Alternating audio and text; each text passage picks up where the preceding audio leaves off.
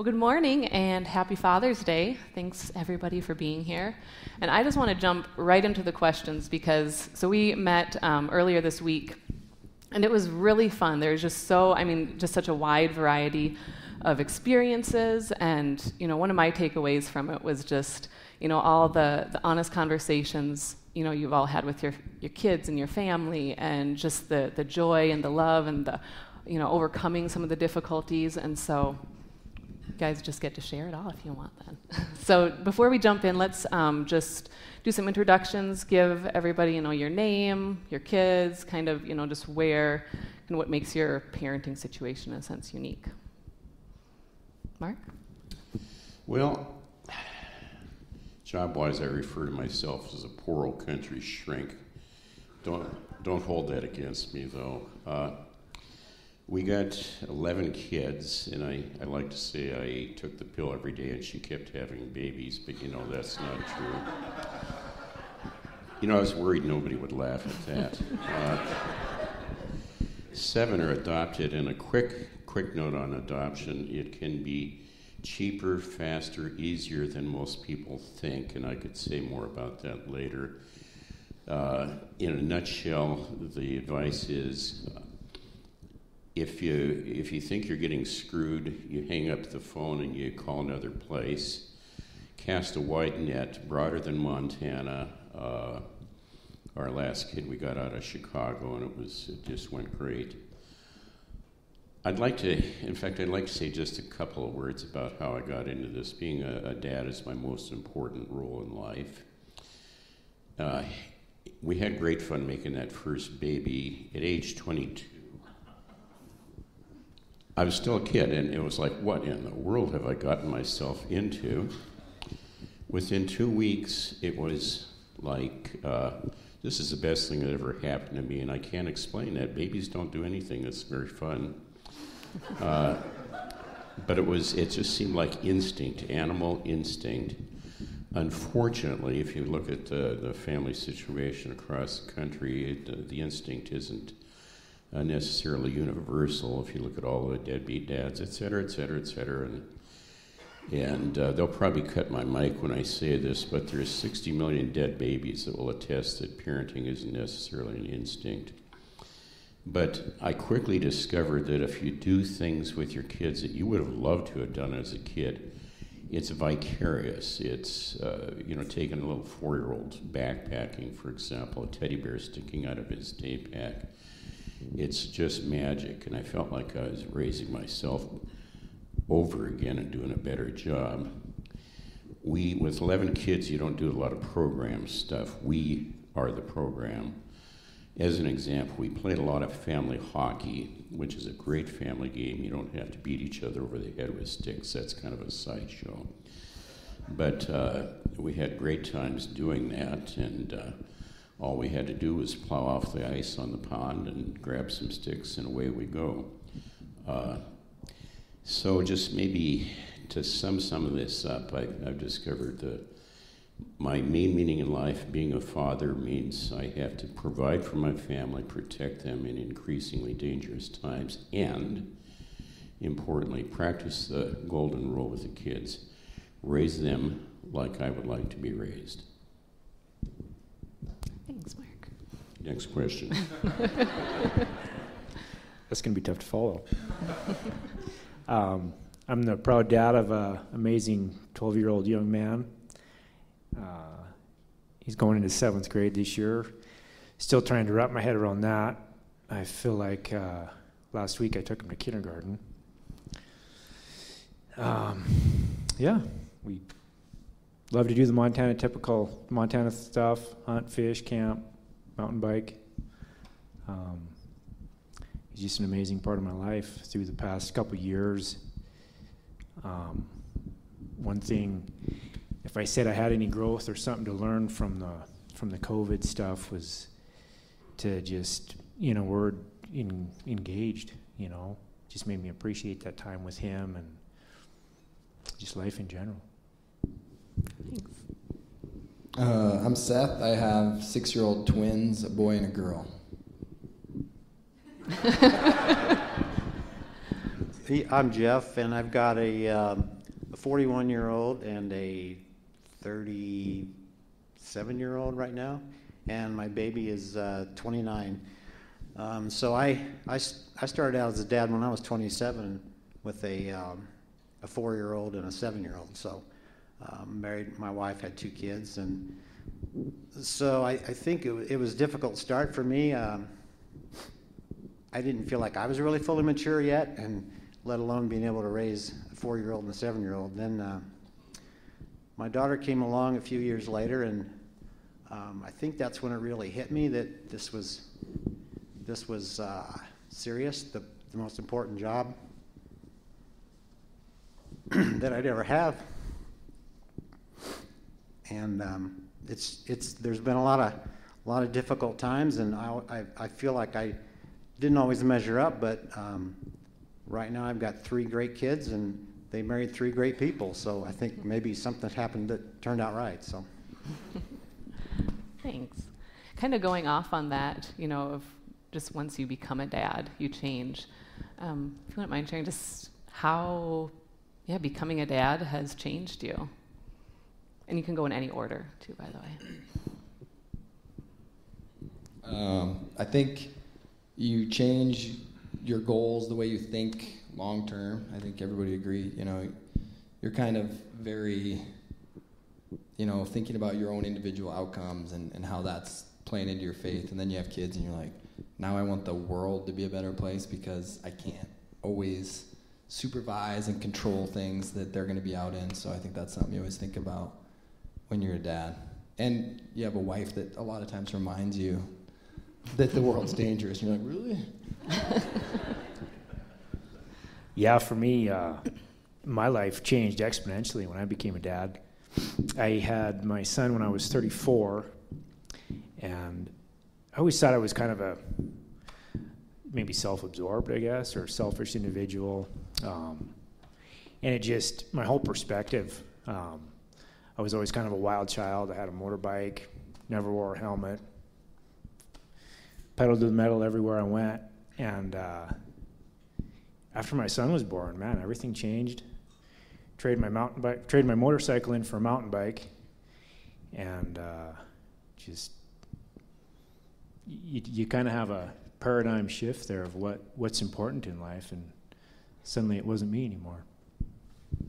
yeah, that's kind of what hit me, because at 27, I wasn't that far removed from that wildlife myself, and then all of a sudden I've got some huge responsibilities here, and it was like suddenly my goals are not the most important. It's what's best for these kids, and it was really eye-opening, and kind of fought it for a little while actually, and struggled with that, and maybe I was a little hard on the kids I think at first, a little strict, but again, it's turned out right. I mean, they comment now how, I'm glad you were strict on us when we were little, and it's really helped us out. So I guess it's turned out okay.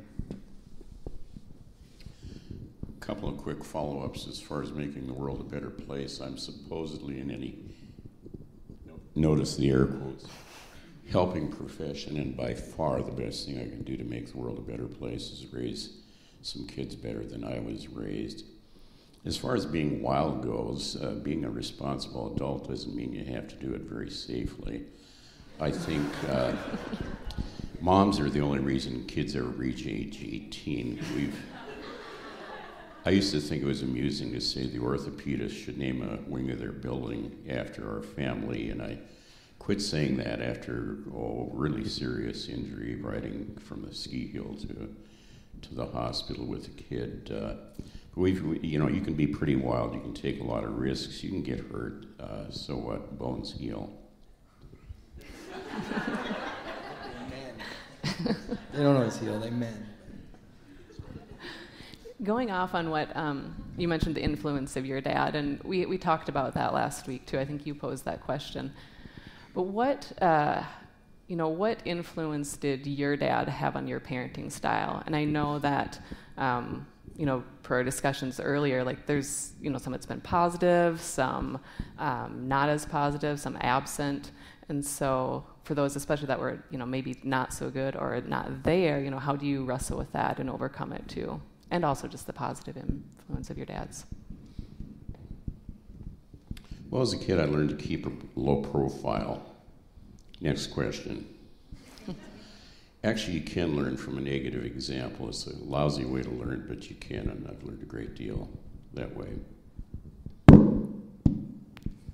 I think that I look at my dad way different. Like, once you have kids, you realize they don't, like, give you a book. Like, when you leave the hospital, it's not like, oh, here's what you do. You're trying to figure things out all the time in real time, and you're trying your best to do your best. And I think a lot of times one thing I learned is things that when I had fear for my kids, it sometimes came out as anger.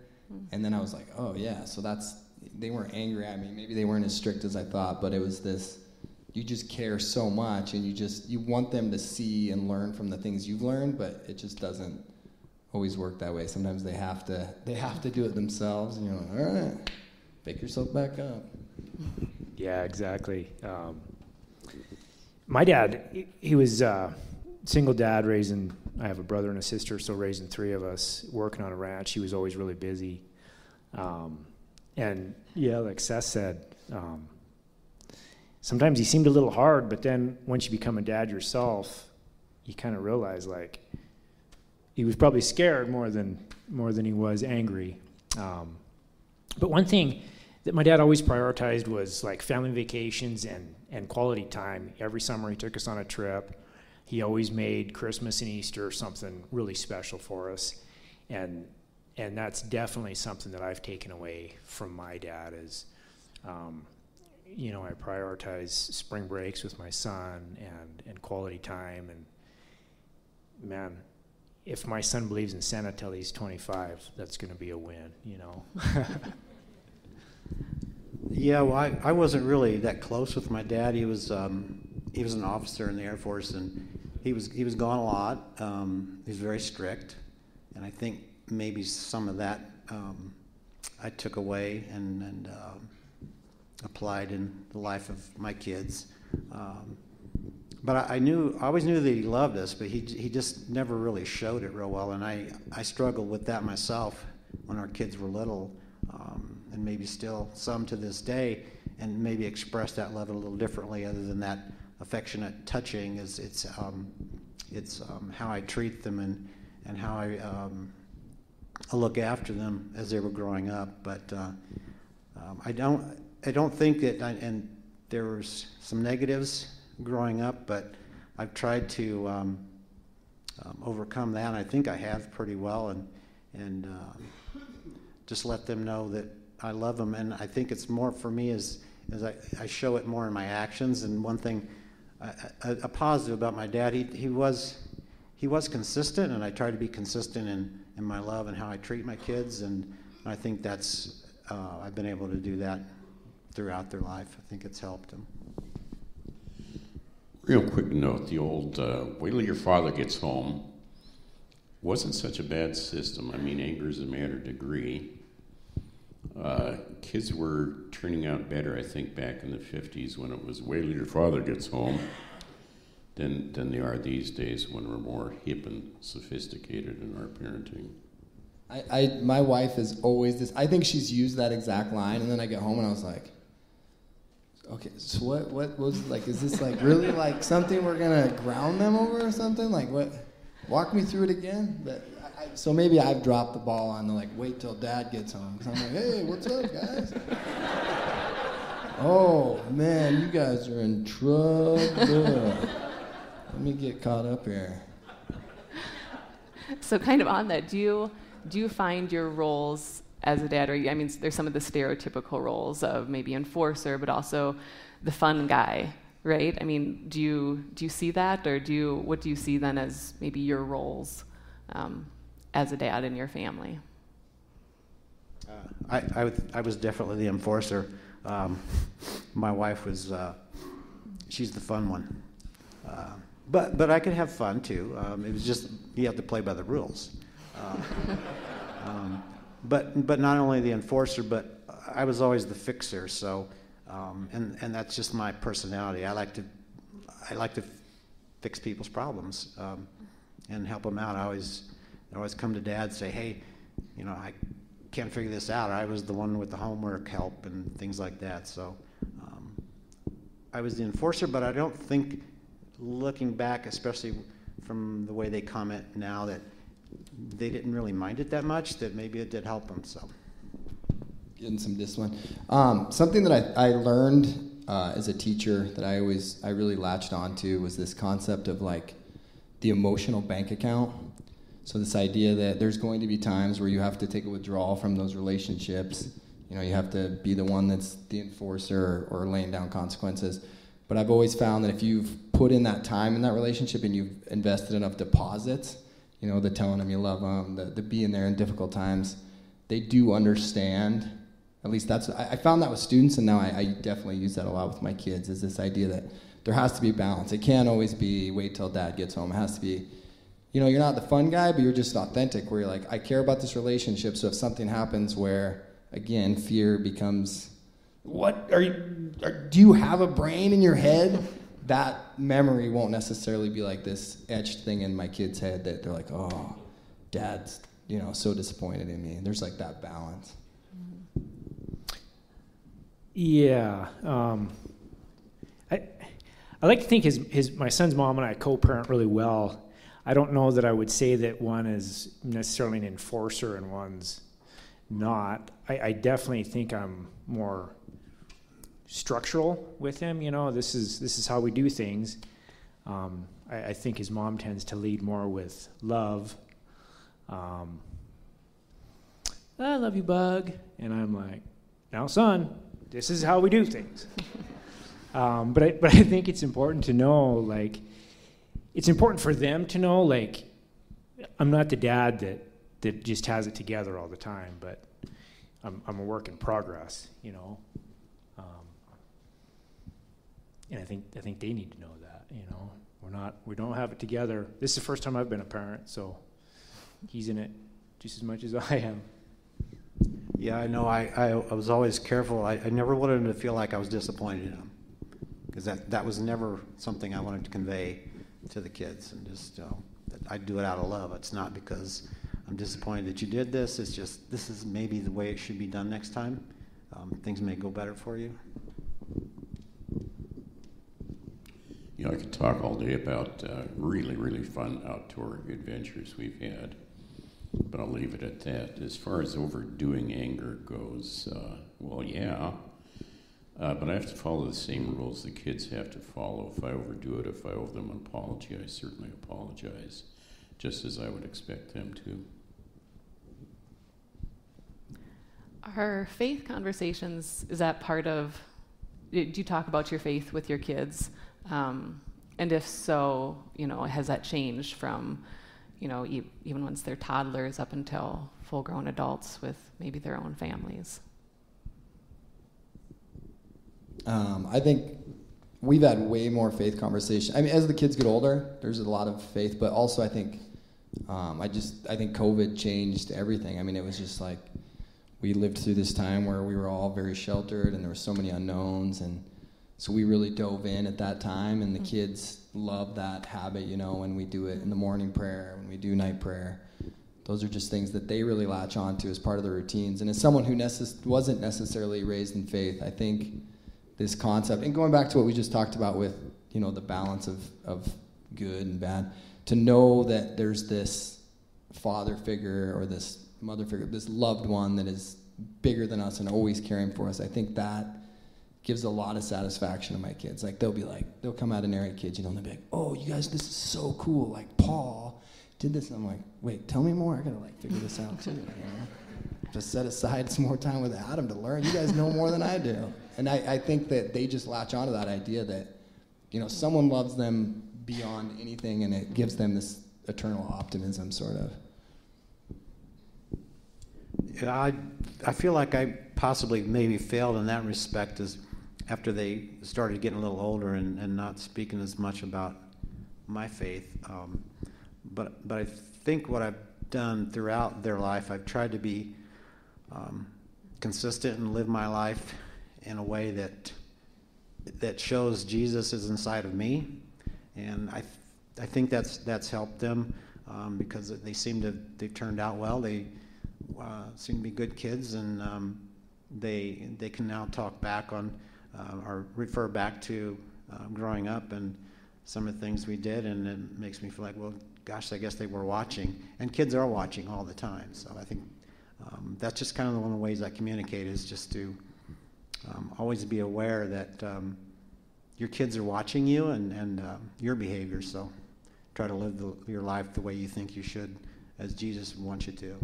And I think what you say can be like way less important than your actions. I think sometimes if that contradicts it, I think kids really pick up on that. To underscore the point, you walk the walk, you don't just talk the talk. We've tried all kinds of things, not as consistently as we should have. We've tried Christian school. Kind of an amusing little story. One of our kids got kicked out of St. Andrews when the class pictures came back, and you'll have to look at me. He was sitting down, and his hand was... That'll get you kicked out of Catholic school every time. And, Jesus said the Spirit of God is, I think he said that it was Jesus, the Spirit of God is like the wind. You don't know where it's going to go, how it's going to settle. This kid ended up in prison. He was great in prison. If they had a inmate of the month, he'd have gotten it. But been a long, hard, achy, guilty struggle. He's now a contractor doing really well. He built us a cottage out in the meadow in front of our house here just recently. He's either going to be very rich or bankrupt. I'm starting to call him Sir because he's my retirement plan. But he's come around after a lot of years. He seems to be a very serious Christian. And again, the Spirit of God is like the wind. You don't know quite where it's going to settle. And how do you raise a Christian kid? There's no formula. The walk idea is a pretty good one. Yeah, absolutely. If I've learned anything, that's that my son is always watching me. And that's one thing, you lead by example. We try to make a prayer a priority in my house. We pray at dinner, we pray before bed. But I think just most importantly, I try to show my son, like, you gotta show him what it looks like to be a man, to be a friend, to be a Christian.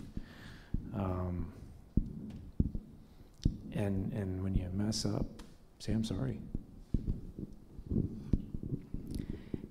Do you, and right, we have a wide range of experiences here and just years of experience.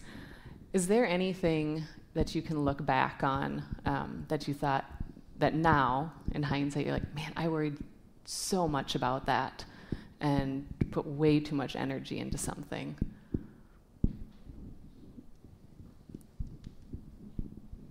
No?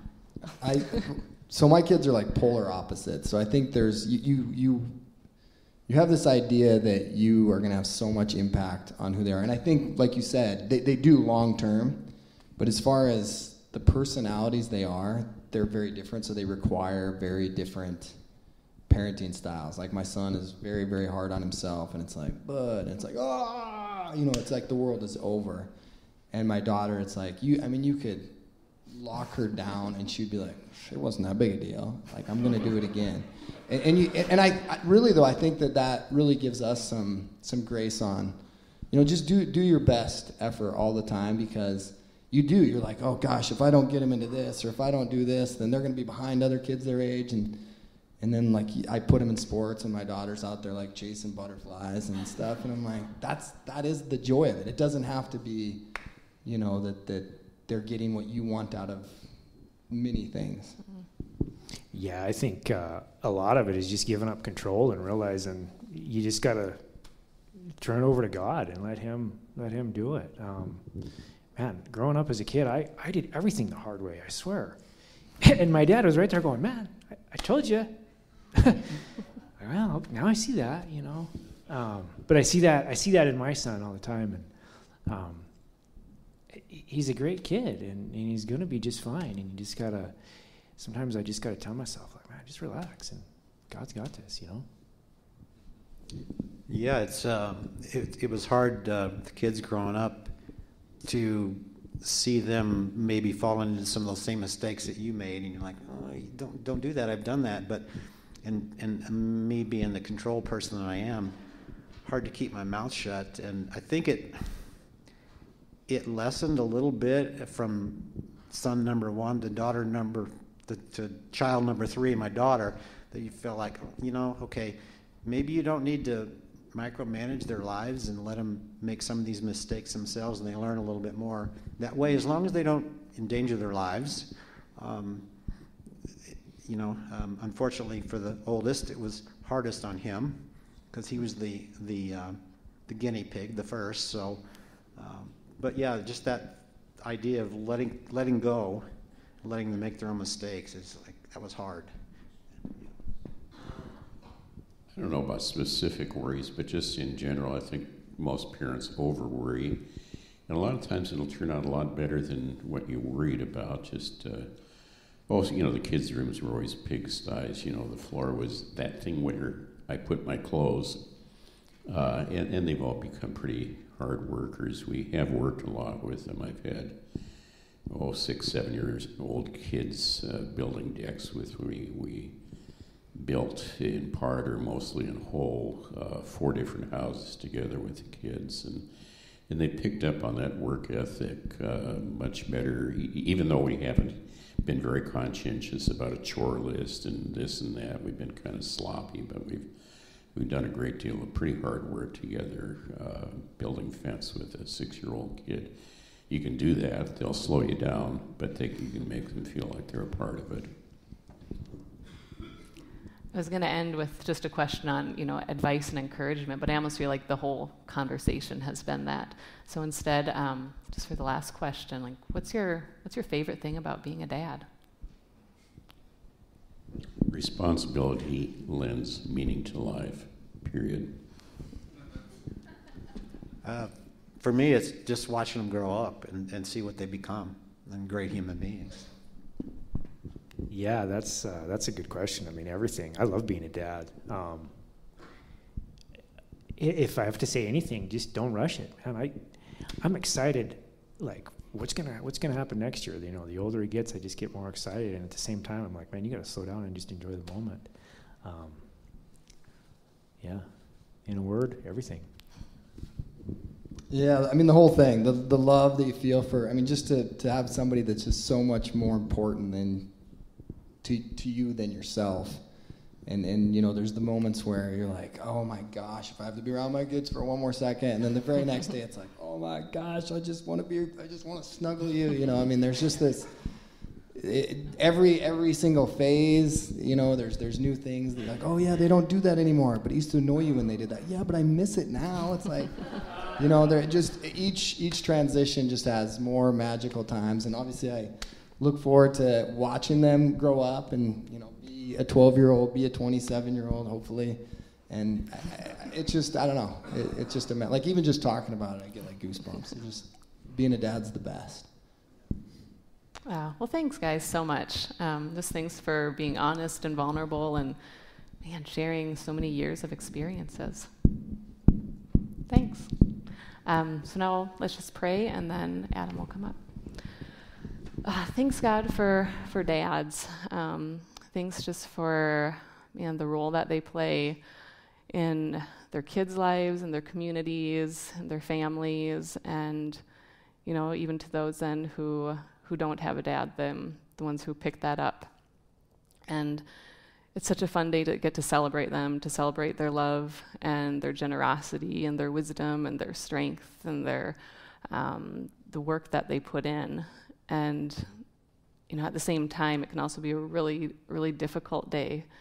And for those who didn't have a great experience, or who have lost a dad, or who have lost a child, and just thanks for still being there through all of that, and just your presence through it, and your constant love. We love you. Amen. These guys all share their just wisdom and experience. We got to meet last week, and it was really fun just, hearing about some of their stories as dads, and I'm excited for them to get to share it today. So first, if you just want to introduce yourselves and, how many kids you have, their ages and whatnot, and you can go in any order. You said the wrong spots. All right. I will go first. My name's Brandon Bilyeu. I am married to Jody Bilyeu. We have one little girl, Austin May Bilyeu, and she's 2 years old in a couple of months, and she's a bundle of energy, joy, chaos, and fun, and she's still alive, so I think that's good. My name's Chris Watson, my wife, Amy Watson. We've got 3, 4, 2, and a nearly 1 month old that was born at the end of May. A little early, so we had to kind of prepare for 3 kids quicker than we had anticipated, but it's going well so far, thanks to our graceful parents that have come from Oregon and Idaho to help us out. It's been a blast. Sleeping okay with a new one, so I don't know. My wife has maybe have a different answer to that question, but.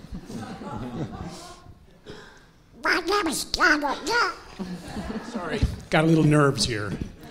My name is Alex Tummerup, and my wife's here. I got a son here. Got 2 little boys in the mid-30s and 3 grandkids, and loving it here in Helena. They helped launch the church here, and so we got tired of commuting from Billings and moved up here. So that's kind of it in a nutshell. Nice, thanks. How has, we have new dads, seasoned dads, but also kind of new grandpa-ish, How has being a dad changed you, or a grandpa changed you?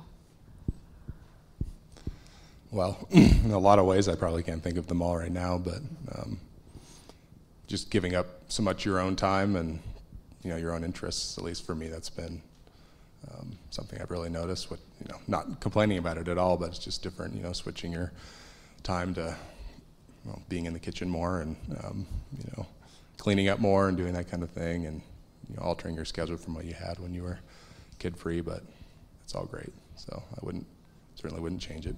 But at some point I'll get back to doing the things some more hiking and some more photography stuff that I like to do, but for now, I'm happy. There's definitely a greater appreciation for parents, being a parent.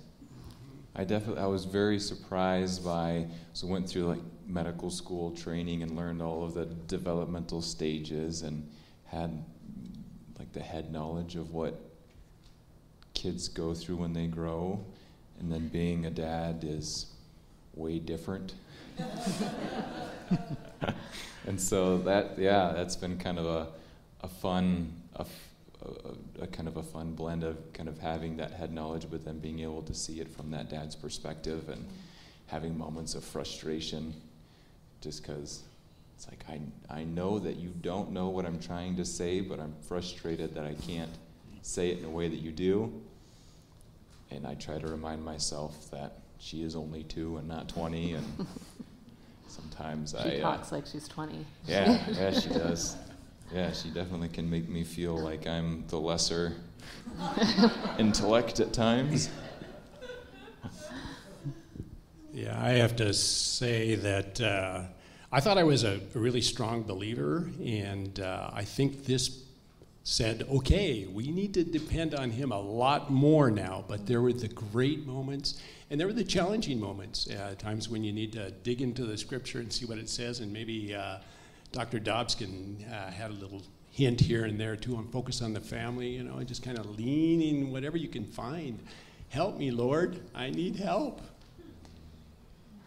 Yeah, and jumping off on that, when we had met, the question came up about the influence of our dads, and there's different experiences with that.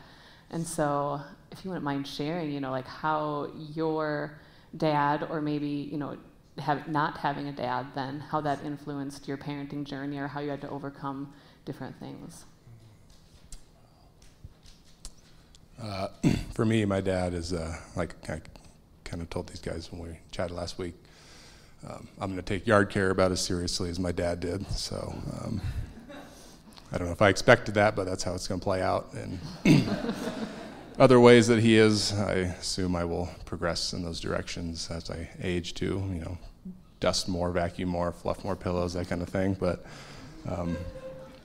so one of his influences on my life, I guess, is just kind of keeping things in order and neat, and you're trying to keep, the house in good shape for the kids and not having messes piled up everywhere. But my dad's also a real chatty guy, and I'm not so much that way. So just kind of observing how he approaches relationships and just interacts with people he doesn't even know has been helpful for me to kind of grow in that regard. And he doesn't think he's chatty, but everyone else says otherwise, at least in our family. Well, I lost my dad when I was 8, but I remember as a gentle giant. He was a big guy and died of pancreatic cancer, and just really big heart for everything. And that's all I can remember there. And my mom remarried a couple years later, and so my mom was more of the dad in my life, and it was great. But it just, when you're under and become a father, then you try and find anything you can. Lord, help me. It's God, and just look for any resource you can. But it's tough without the dad situation. It wasn't really much of a father in my case, but he did the best he could. Yeah, I definitely feel very blessed to have the dad that I do. He definitely, I think the two big things that I really took away were humility and strong work ethic. He was always more than willing to say, I don't know, but I'd love to learn, or show me how to do that, even as a dad in front of his boys, which I think was, looking back on, pretty cool to see.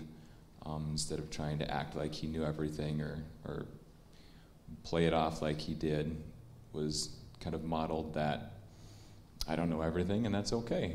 Mm-hmm. And just that ability to continue to work hard. And he was a preacher in a little tiny community, and in order to actually feed the family, painted and stained houses, and he's still pretty open about not liking that job, but it allowed him to raise a bunch of kids and live in a beautiful area and be a pastor in a tiny church community. And I still remember we would help him in high school and in college and summer times painting and staining houses. And we would hit what we called the painter's wall at about 3 p.m.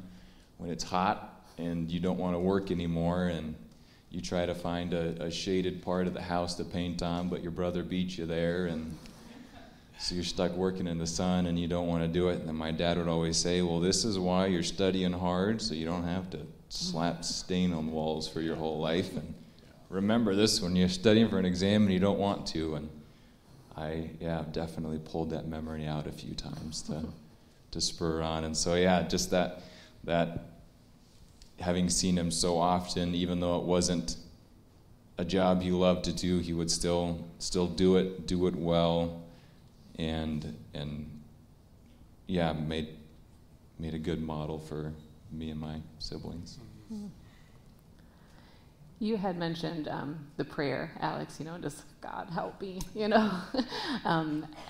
since you've become dads, have you noticed, maybe any scriptures or stories or characters in the Bible, or even just your own prayers, change or resonate with you more? Well, certainly the praying has increased for my own sake and my wife's sake, but also for their sake. Just it's kind of you kind of realize that you're 100% responsible for these little God-breathed lives running around your house, and just have such an important impact on their future, and especially in these young years. So we've try to work on praying, kind of at the classic times before bed, and usually it's Harper telling me what she wants to tell God, and I do that. But we read Bible stories and you try to get her interested in some of the characters in the Bible, and she definitely, kind of use those as examples to look back on when, she's Harper. I'm mostly talking about because she's, our oldest and kind of can comprehend some of this stuff now, but and her experiences with her friends and stuff. That, just those stories that we read on repeat a lot, but they really get hammered home into her head. And I've been just trying to, take Adam's teaching and just sneak in there at night while they're sleeping and just lay my hands on them and say the Jesus prayer real quick, if nothing else. So yeah, lots more praying, but we're hoping to increase that even more too. Yeah, I think for us it was trying to find anything and everything that would point him towards Jesus. Whatever it was, if it was a book, if it was some kind of a resource, if it was a Christian school, whatever we had available to us, we would try and do that. And of course, lots of prayer, and of course the Bible reading at night, the stories, and those types of things were just so important for us, because at some point you don't know what to do, where to turn, and you just kind of have to lean on Jesus and go, okay, Lord, here we go. We'll do the best we can. Yeah, I feel like kind of being a newer dad, the don't know what to do or where to go resonates. that kind of having that thinking that I have some sort of a plan coming into parenthood, and then being like, I'll throw my book out of the window. Like, I don't know what's going on here. And yeah, I don't know, I felt like there was probably, in my head, I had more of an idea on, we can do these type of prayers, and this kind of, that more my type A brain kind of wanted to plan stuff out, and I'm kind of at that point where I'm like, I don't know what's going on, I don't know how to do any of this. And so a lot of it is more of just kind of a, all right, Lord, will you put her in our lives, and whatever we need to do, please make it as clear as possible. Yeah, so what are some of the other maybe expectations that you had of becoming a dad? How is that different from the reality of it? I know you just kind of touched a little bit on that too. Well, I'm not as laid back as I thought I would be, which has definitely surprised me, because I would say, Harper can probably agree with that, but my personality in general, I would say, is just more laid back. But when it comes to kind of keeping, I guess, the routine of the day and the, dinner, bath, kind of bedtime stuff going, and not allowing them to eat too much ice cream or, that kind of stuff. I am more rigid than I thought I would be, and I don't know if that's a good thing or a bad thing, but I'm aware of it, and I pray that I'm not too overbearing on them sometimes, and, we got to let them live their lives and, experience these things for themselves and learn what's good and what's bad. But when it comes to letting, children climb on stuff, maybe less so, yeah. She'll figure out if that was too much. She falls, and their bodies are meant to fall, and they can bounce, and they don't really have bones yet, so they don't break much. They just cry a little bit, but yeah. Well, I think when my philosophy was at the beginning was cheaper by the dozen. I wanted lots of kids. Well, after you have the first one and then the second one, then you're thinking, well, maybe 2 is all we can handle, or help me. But it's so incredible. It's what a blessing to have kids and now grandkids.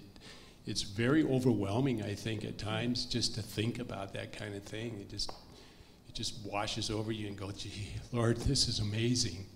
And just so thankful that God turns things the way that he does. And, and sometimes it doesn't look like it, but it seems like he's always there helping you along the way, which is exciting for me to see. Yeah, I think spend a lot more time kind of in awe of just being a parent. I think that's something that I never had planned out in my head, of just, having moments of just kind of staring at this group of cells and consciousness and soul that somehow is growing in front of me. I don't know, that's just mind-blowing to me. Get stuck in that sometimes, which is cool. And then, I'm seeing more of the benefits, but also kind of laughing at how much of, and I think Chris alluded to a little bit, how much I'm turning into my own dad with some things. Just got to embrace it. But whether Jody is around or Austin's around, how quick I am to blame them for moving something that I moved and not being able to find it again, and not listening to them when they tell me where it is, because who would put it there? That's not where it belongs. And so, just a lot of kind of finding some of the things that, like, all right, I kind of expected this to be a tendency in my family personality, and how can I use that as a strength, and keep an eye on the short temper, and be cognizant of, a 2-year-old's going to be a 2-year-old, and rolling with that. And so, I don't know, there's some aspects of that I didn't expect to be as useful or as frustrating as I anticipated.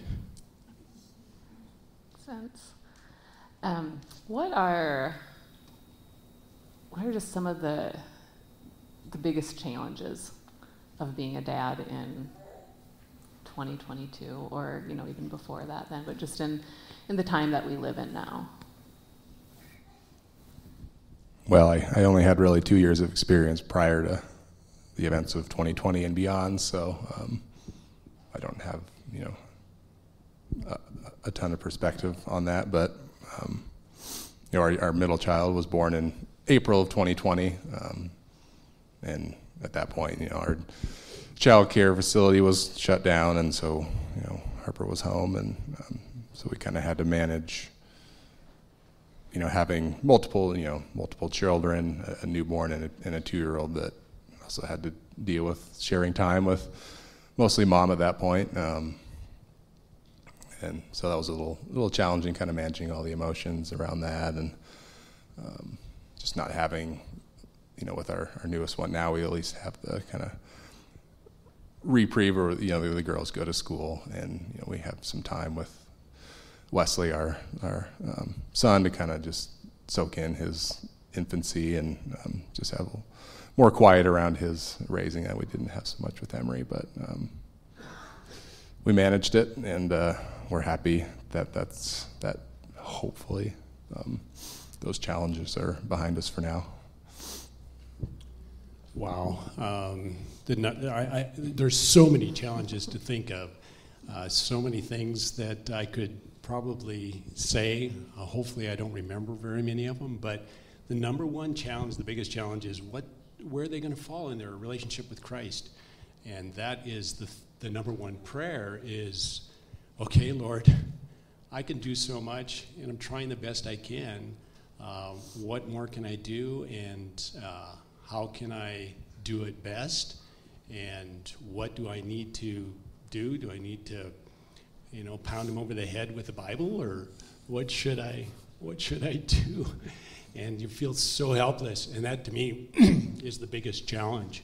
I think for both of us, it was a huge challenge to be the best parents that we can possibly be, and how can we model that parenthood the best we can, because you fall short so many times, just trying and failing.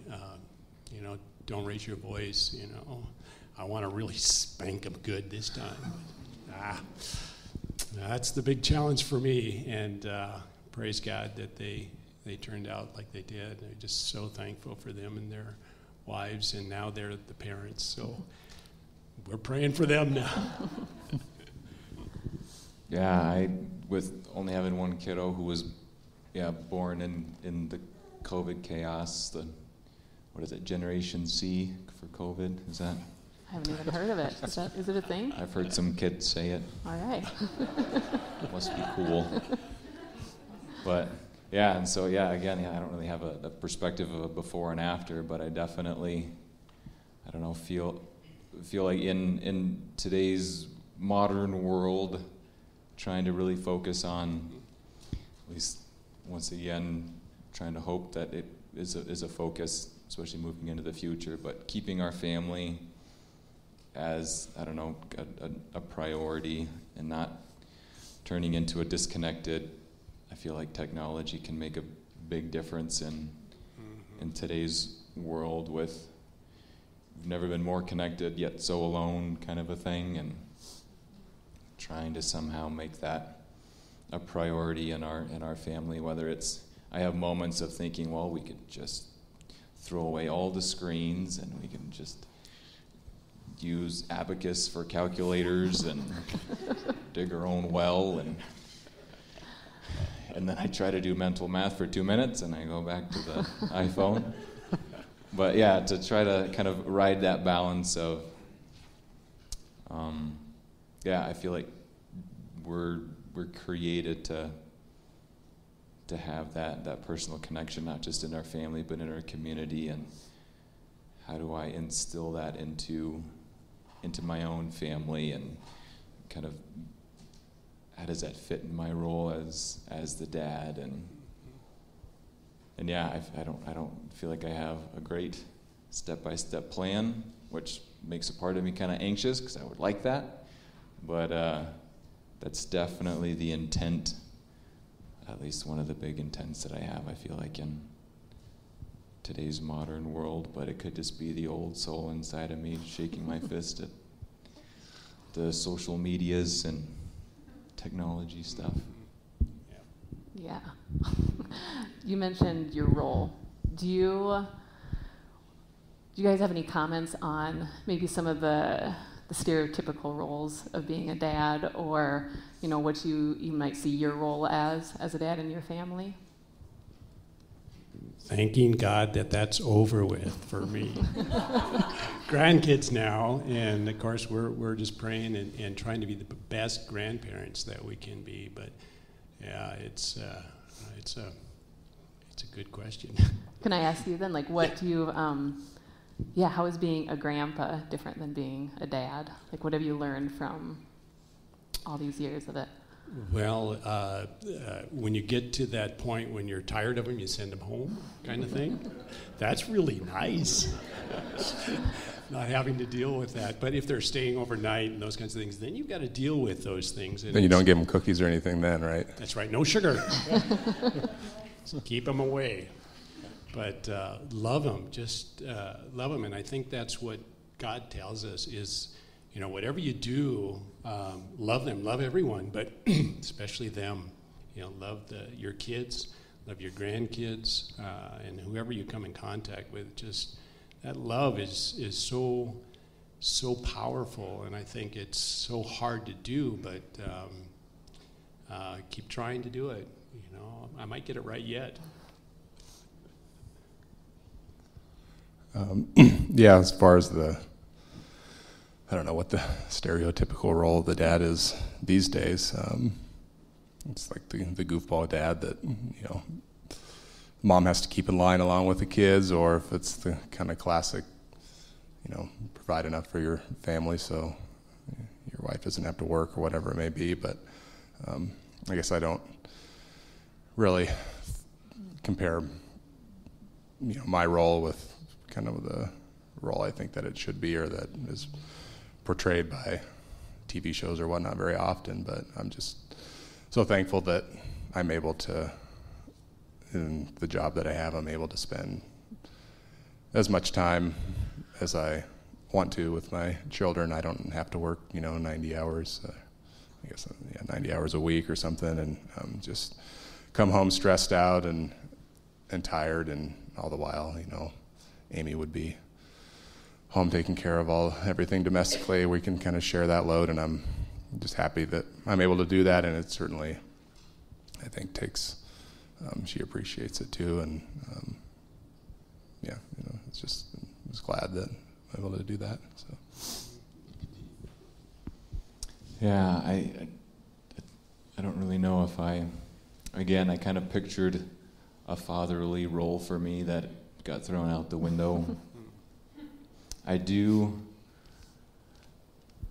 again, kind of leading to some of the stuff that my own dad modeled, but that really like that humility and that trying to really show my kids the importance of asking for help and asking questions and being open-minded and being able to listen, and so I think trying to not fall into that urge of, well, as the father I should have the answers, or I should be able to stand firm in something, but instead really trying to help kind of be that kind of the teacher of, well, that's a good question, how can we find an answer to that? And I think I've kind of been cheating because I have some siblings who have kids, and so I've been stealing little nuggets from their roles as parents. And my older brother Nathan,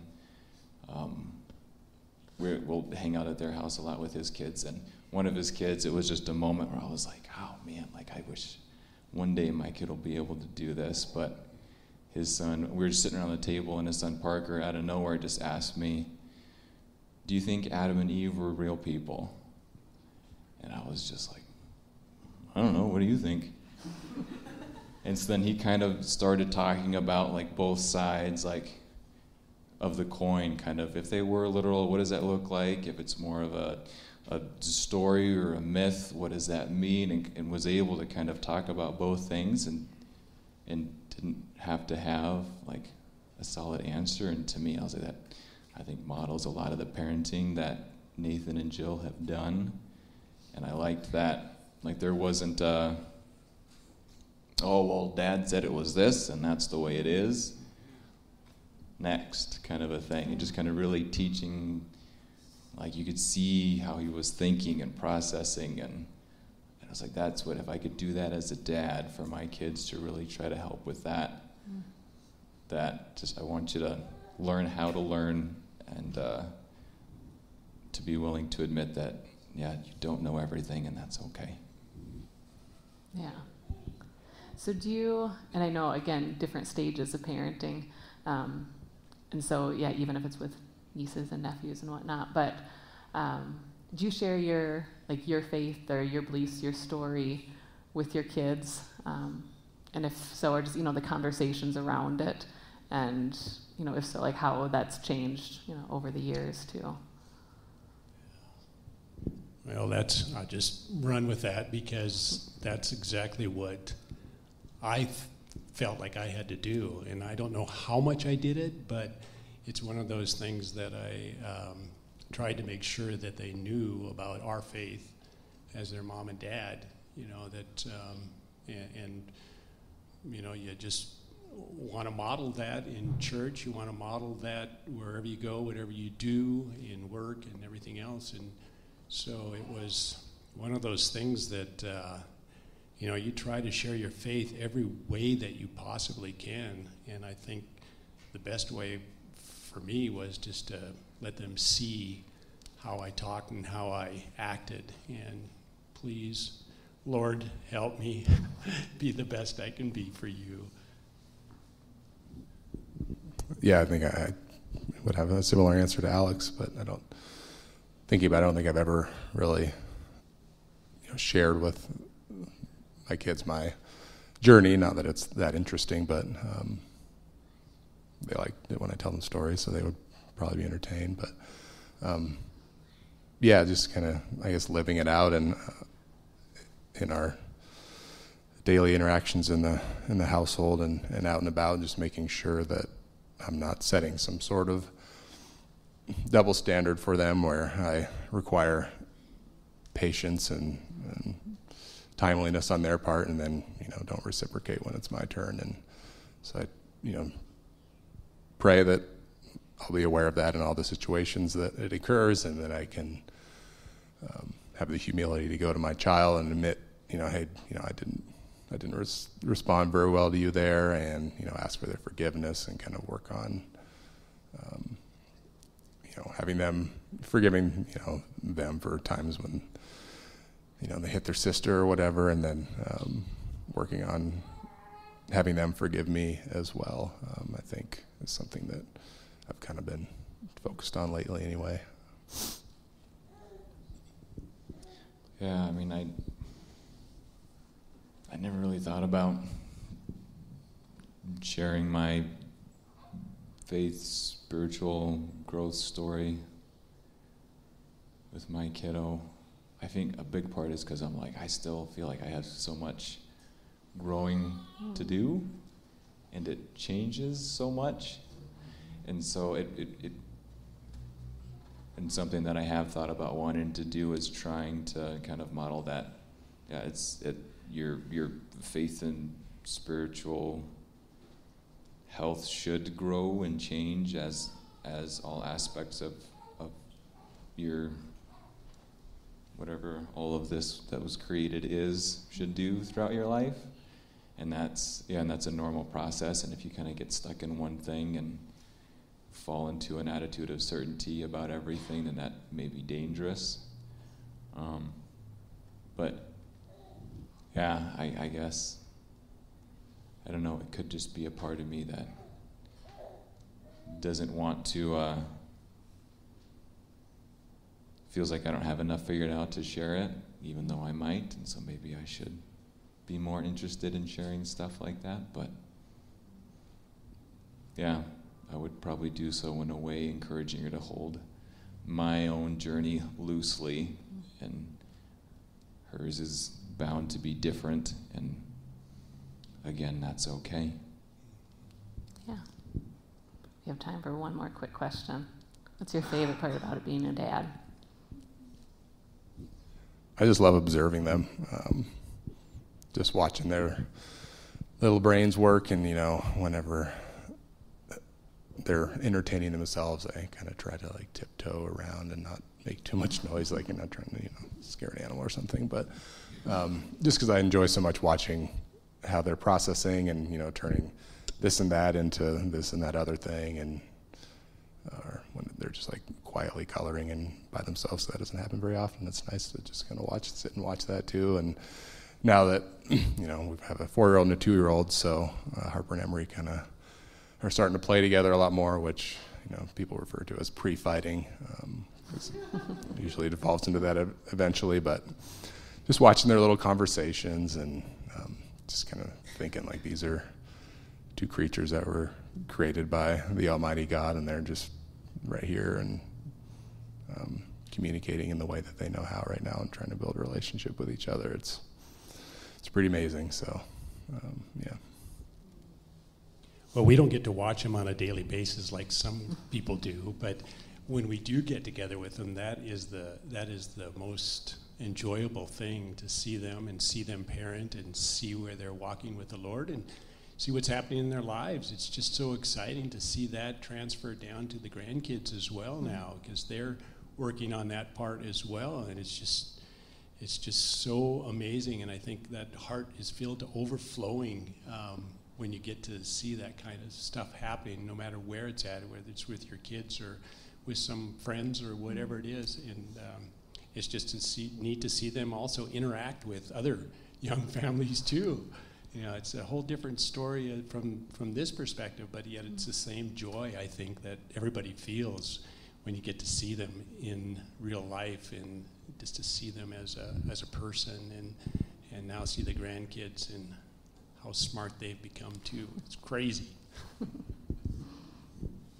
Yeah, I think just kind of sitting with the idea that I get to participate in the creation of the world is kind of wild and cool to think about. I feel like creation's just kind of ongoing through generations, and being able to participate in that with having a kid of our own and raising a kid of our own is pretty cool. And then it's fun to watch. It's wild to kind of see. It's like you get to see the world anew over again through different eyes, and Yeah, which is, it's I feel like it's like a trip without the drugs. Like you just kind of, like, oh yeah, I guess water is kind of weird. You've never really felt that before, have you? I can't really tell you why it's like that. Like, I don't know. It's just weird to be able to kind of step back into that. And there's so many things that my brain's just kind of taken into, this is how it is, and it's how it always will be, and moving on. And you have a kid show up, and they're like, whoa, what is this? And you're like, that's dirt, kid. Like, Tastes great. it tastes great. Apparently, I forgot that fact. So, yeah, I don't know. It's just kind of a fun roller coaster ride. Yeah. Well, man, thanks so much, guys, just for sharing your experiences and being vulnerable and, yeah, just with your honest answers. So thank you, and happy Father's Day. Thank you. And I'll just pray quick in closing here. Thanks, God, for this day that we get to just take one day, especially, and to celebrate all the great dads out there, and just, man, the ways that they are a reflection of your love and your generosity and just the way you protect and just fiercely love us. And thank you that there are just so many dads out there who do that so well. And yeah, it's a fun day to get to celebrate, and yet it can also be a really hard day. For those who maybe have lost a dad or didn't have good experiences, or who have lost a child, and just the pain and hurt that can also surround this day. And just thanks for, even with that you're there with them and with us all, and just a constant reminder of what fatherly love can look like, and that you love us so well. In your name we pray. Amen. Thanks for listening. If you'd like to learn more about Narrate Church, find us online at narratechurch.org or look us up on Facebook or Instagram.